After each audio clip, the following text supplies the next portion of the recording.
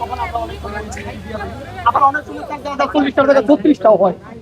ওনার আবার ডিমান্ড বেশি, যেমন আমার যাত্রী যাতে রিলাক বেশি হয়। মানে ঘটনা এটা ঘটে। জি স্যার, এটা মাধ্যমে এটা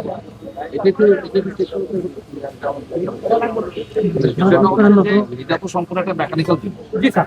আপনি যখন 40-এর জায়গায় 42 বানাই দিবেন, তখন যেটা হবে যে যাত্রীদের যে অধিকার পূর্ণ হবে। এটাকে যখন আপনি এটা কম বেশি মানে বাড়তি যখন করতে যাবেন, তখন এইটা টোটাল যে মেকানিক্যাল সিস্টেমটা কিন্তু আসলে তখন গাড়ি কিন্তু এক্সিডেন্টের সম্ভাবনা থাকে। এটা কিন্তু আমাদের সবার দায়িত্ব আছে। আপনাকে একটা লোক এসে রিকোয়েস্ট করলো যে আপনি আমাকে এটা করে দেন, আপনি কিন্তু সচেতন লোক হিসাবে এটা করতে পারবেন।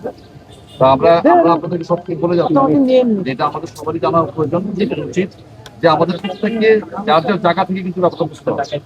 কারণ আমরা কিন্তু সবসময় আপনাকে চেক দিয়ে রাখতে পারবো, কিন্তু আপনি যদি বলেন যে না, এটা আইনে আছে, ব্লু বুকে আছে, আপনাকে যেটা পারমিশন দেওয়া হচ্ছে এর বাইরে আমরা কোনো কাজ করবো না।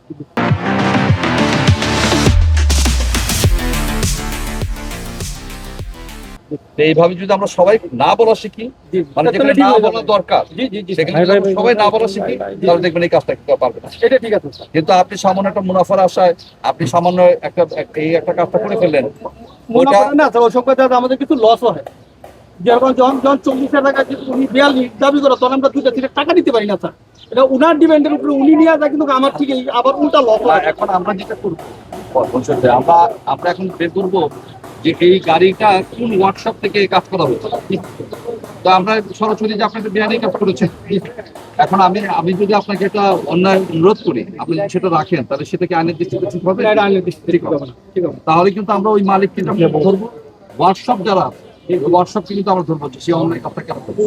সে তাকে শুধু বললে হবে না যে আমাকে রিকোয়েস্ট করেছে আমাকে কাজ করে, তো রিকোয়েস্ট করলে তো আমি অনেক কাজে অন্যায় করতে পারি, তো সেটাকে আইন মেনে নিতে তা আমরা আপনাদের মাধ্যমে সবাইকে যে জানতে চাই যে এই কাজগুলো করা যাবে না, এগুলো আমাদের একটা নিয়মিত মনিটরে রাখতে হবে।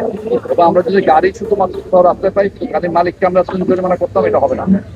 এটা একই সঙ্গে আমাদের যে ওয়ার্কশপ আছে যে কাজটা করেছে তাকে আমরা একই আইনে আওতায়